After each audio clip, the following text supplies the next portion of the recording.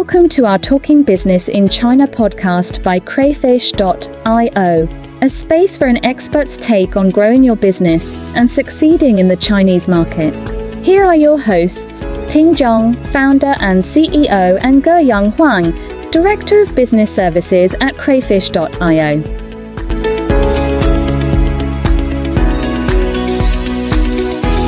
Hi, Geyang. Hi, Ting. How are you doing? Good.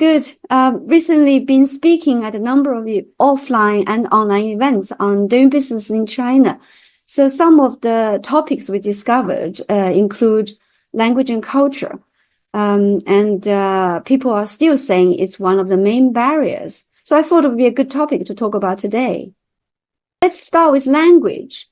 With the AI translation tools now widely available, do you think language is still a barrier in doing business in China? Well, how can I say it? I have to say sometimes it is amazing to see what AI tools can do in our life now. For example, Google Translate provide instant translations. This has significantly reduced the language barriers, making our lives so much easier, especially for those who doesn't speak the language, and make so much easier for cross-culture, cross-language communication. However, I still think there are restrictions and challenges for these machine translation. For example, those machine translation often struggle with cultural subtleties that human translators can do appropriately. Then AI often cause mistakes or, even as make people laugh. And also, I think this AI machine tools sometimes can misinterpret in the complex dialogues. And I think in diplomacy, negotiation, or some legal proceedings, critical settings that could cause major errors. And also, in some certain contexts, the AI tools sometimes lack emotional intelligence and ethical judgment, which that indeed need human intervention. I think there's still a role for human translators and interpreters to play, particularly in those high-stake, culturally sensitive contexts. So AI machine translation hasn't entirely replaced professional translation and interpretation, at least for the time being. And can you give some examples of the companies we work with, some of our clients? In their case, how did it work? Yeah, there are many examples in daily the business conducting. So, for example, one of the companies I know, it is a scientific instrument company, but its website shows musical instruments. How comes? It is a pretty much an obvious mistake. But since no one in the team that speak Chinese and that hasn't been spotted until I raised with this company, it turned out that they use machine translation for all the different language versions on their website. So in this circumstance, they should use a phonetical translation instead of a literary translation. So that's the mistakes happened. And also in terms of interpretation, recently we received a delegation from Hong Kong. They were trying to use a translation tool, like software translation app in the classroom teaching. But it turned out they couldn't get message across due to the frequent mistakes. So sometimes the word-by-word translation by the machine tool is not, this doesn't make sense. And it doesn't, although the word is, translated, but it doesn't piece together the meaningful sentence. So instead, in the end, we have supplied a very high caliber interpreter, and she played an important role in helping, communicate effectively between the speaker and the delegation. That made the class run smoothly. And also sometimes, even if you have a native speaker in the team, you would still require professional translation services. So for example, we have a client in accounting services. So theoretically, they can use AI translation tools to do the technical translation.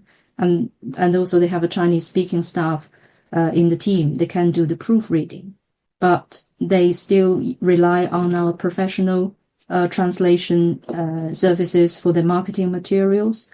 The reason being is we all recognize that neither AI, machine translation, nor untrained staff can do accurate and effective translation that meet marketing purpose or, some other purpose for the critical settings. So you believe there is still a role for professional translators and interpreters and such services? Of course, I believe so. There are still roles for translators and interpreters to play. For example, do the quality assurance. So translators often, can refine or proofread AI-generated content to ensure accuracy and fluency in a piece of work. And also in cultural context, interpreter play a more vital role to ensure the culture appropriate, especially in business and the international settings. Also, I think is in some special industries, for example, creative industry. So translations in literature, film, or this artistic content.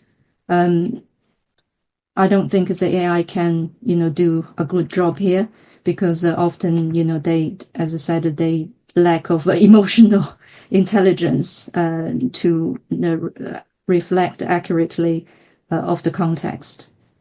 And again, as I said, is a critical settings in some high-stake circumstances in legal trials, for example, or diplomatic meetings. The stakes are too high to make mistakes. So in these circumstances, human, translators or interpreters are definitely indispensable. So for us, that's why we do offer services in language and culture aspect. So that's why we provide professional translation and interpretation to facilitate conducting business in China. Yes, you're doing a great job leading our team to do that. I get some very good feedback from clients when I speak to them about the overall support we give them, not just strategic advice and, finding partners, finding the investors in China, but also from operation level, we help them with such, language and cultural aspect as well. So moving on to the topic of Chinese culture, I recently had a long chat with a sales director of a tech company who is already quite well versed in the Chinese culture because he has traveled to China many times. He's still, however, very wary of the cultural differences and implications in achieving his goals for doing business in China. So let's drill into a bit more cultural aspects as well. Yes, I'm not surprised at all to hear that. So knowing the language well doesn't mean you fully understand the culture. So there are countless nuances, subtleties, and unspoken meanings that play a significant role in communication. So as an expert in knowing two languages and two cultures, as well as conducting business in China, between China and UK for many years. So Ting, can you explain to our listeners what are the most essential Chinese cultural concepts that business people need to understand? Yes, sure. I have actually been delivering a Chinese cultural workshop and specifically looking at the business aspects since 2007, I think. So I had talked to many business executives about the cultural differences and what that meant when it comes to the business with China. So I always start with very basic elements of the Chinese culture, some of the concepts, some of the phrases that is always used in the business in China, and that seemed to be very helpful. So one of the most fundamental element, I think, when understanding business in China is the hierarchy element. So it's part of the Confucianism philosophy. So the respect for hierarchy was advocated by Confucius to keep society in good order at that time, to about 2,500 years ago. But it has remained as a norm, and it's still reflected in the structure and management of Chinese organization and government departments even nowadays.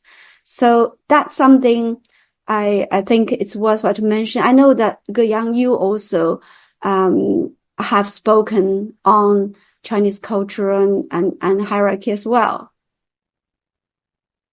Yeah, the concept of hierarchy has heavily influenced the Chinese society and embedded in people's behavior. And also that's how people relate to each other. Yes, indeed. Talking about how people relate to each other, another buzzword in doing business in China is called 关系. So, which essentially means connections and a relationship with important contacts. For example, the Chinese economy still quite much centralized in policy making. So remaining good connections and good 关系 with the government is very important in China. In fact, many Chinese companies spend a lot of resources building and maintaining such 关系 with government department. And as foreign companies doing business in China, it's so important for them to build their own 关系. And this can be at business level, but also can be individual level as well. So I wanted to talk another concept or the word, important words in Chinese culture. It's called 面子. So it essentially means face. So it's all about respect to people. So it's about giving face and losing face. In the business meetings, if the business leaders or the bosses talks, and the team would not typically challenge, or they wouldn't not actually give different opinions. And this actually makes it hard for some foreign companies operating in China because they felt they're not getting enough real feedback, or they're not getting the problem solved from their team because of this respect for hierarchy or respect for face. I totally understand what you talk about, but I think many of our clients probably often see negotiating with Chinese counterparts is not that straightforward. Could you share some practical tips or advice with our listeners? Yes, sure. I think it is known that Chinese business people are quite tough negotiators. So I think there's many differences in the differentiation. In negotiation style between the Chinese and the more sort of Western style.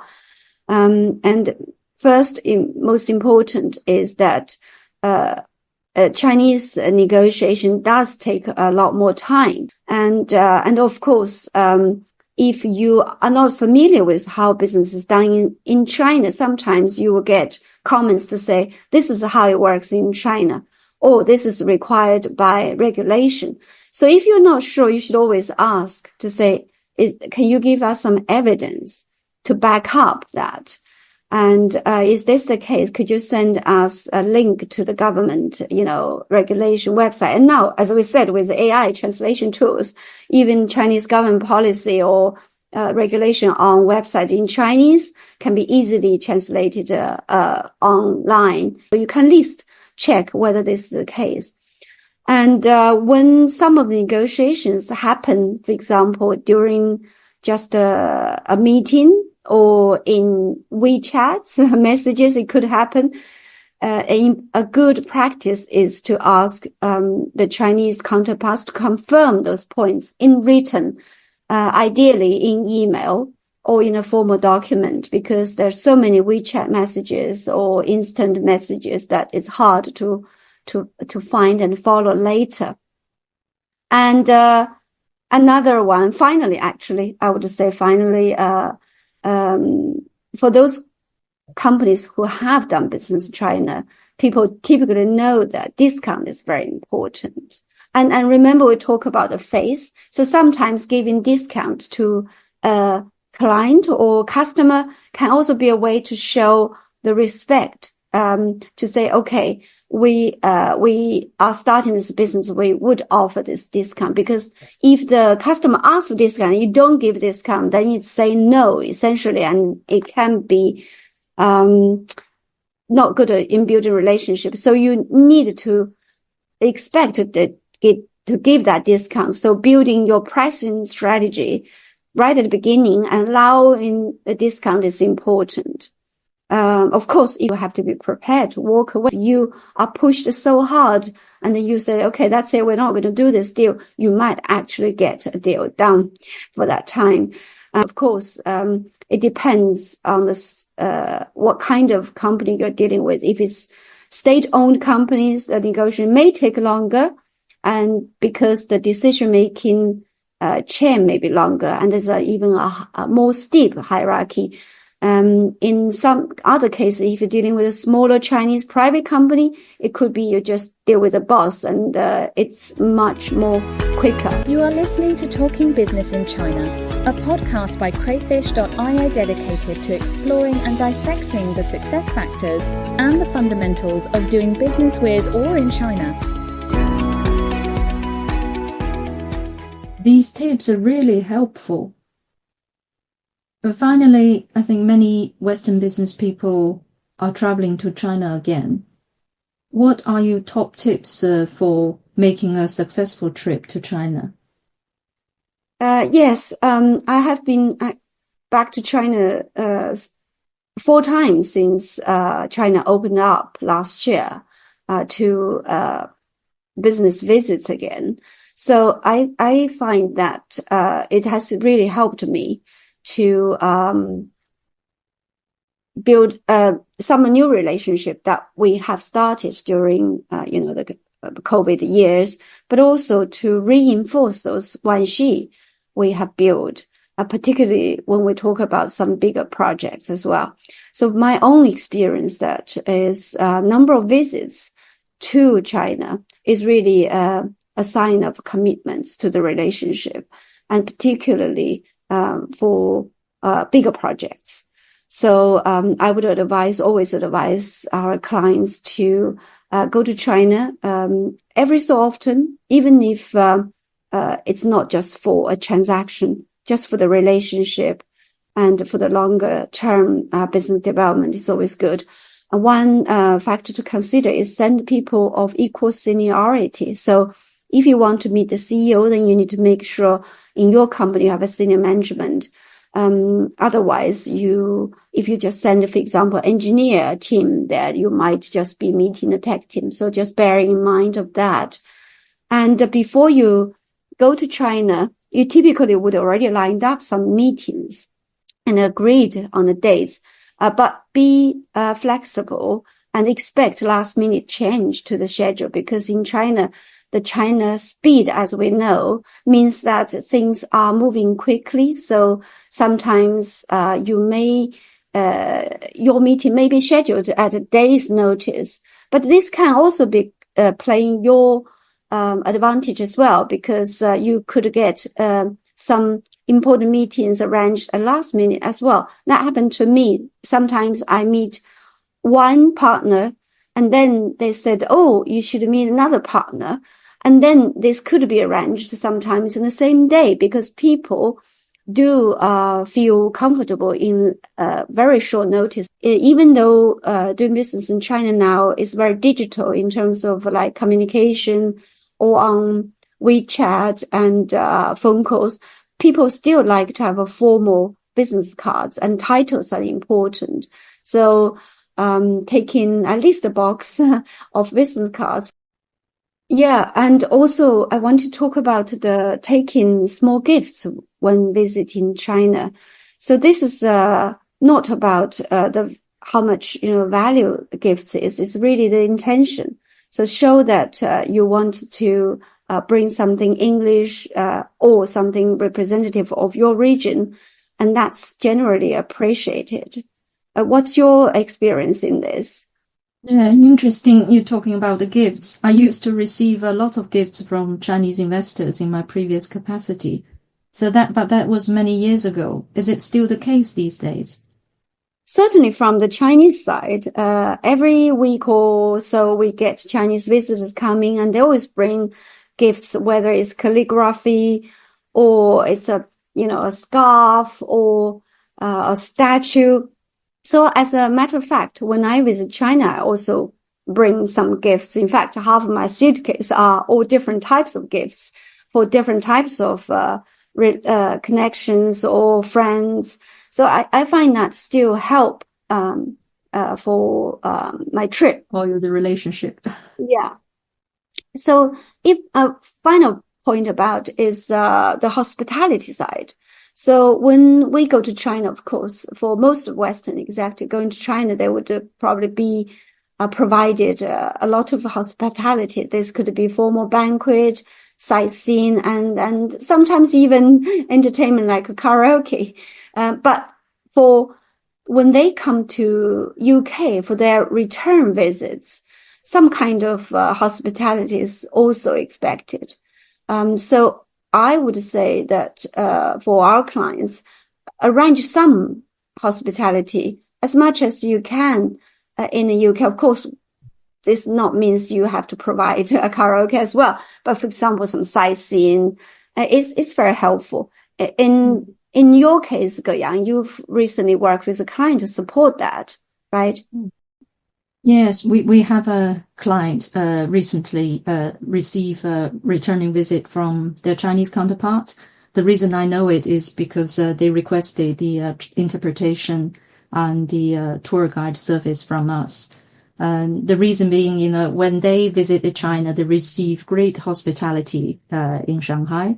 So they know, there's how hospitable the Chinese people are. So they're trying to reciprocate when their counterparts do the returning visit. So in addition to the business part in the office, they arranged punting in Cambridge and also a tour of the cities. So they're trying to make their Chinese guests feel as at home as possible.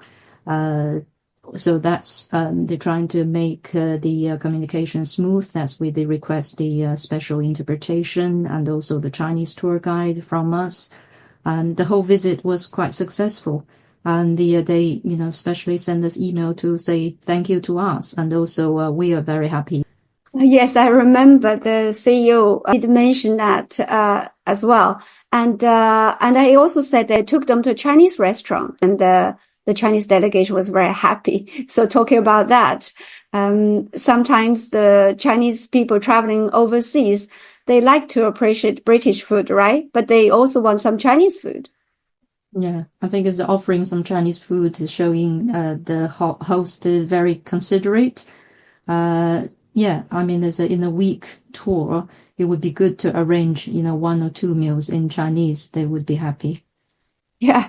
So anyway, we can probably carry on talking about this for a long time, but time is up. But I think we have quite a few insights and blogs about Chinese culture on our website. So the links will be below. Great. Okay. Bye for now. That's all for today. Thank you for listening to our podcast, Talking Business in China, hosted by Ting Geyang and Geyang Huang. If you like this podcast, subscribe, like, and share. We discuss all aspects of driving business growth in China. Your comments, suggestions, and questions are always welcome. Do get in touch. Our website is crayfish.io and our email address is hello@crayfish.io. You can find us on LinkedIn, YouTube, and X too. It's crayfish.io.